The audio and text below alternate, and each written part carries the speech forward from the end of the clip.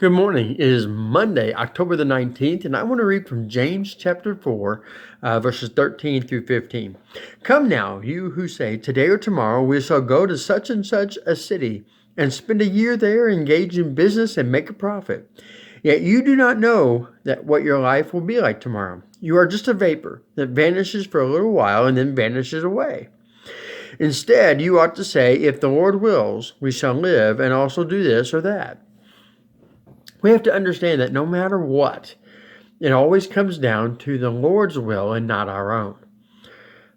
We have talked a lot about peace this past week, and especially with my sermon yesterday. We discussed the idea of God's peace, and the only way to truly have God's peace is to actually have Him involved in every decision, to bathe everything in prayer. And so we want to be able to say, if the Lord's will.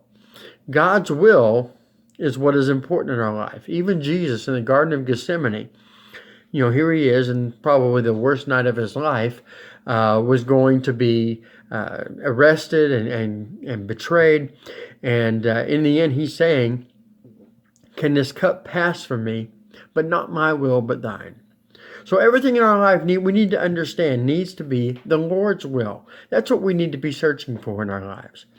Are you doing that right now?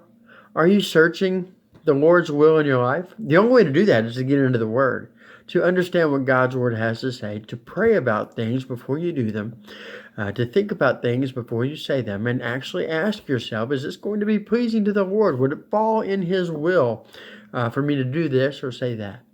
And then you'll have an idea of whether or not you ought to move forward.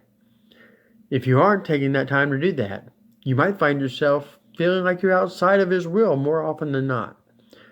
Whichever way, it's time to start thinking about the Lord's will first and foremost in your life. I hope you have a great day. We'll see you again tomorrow.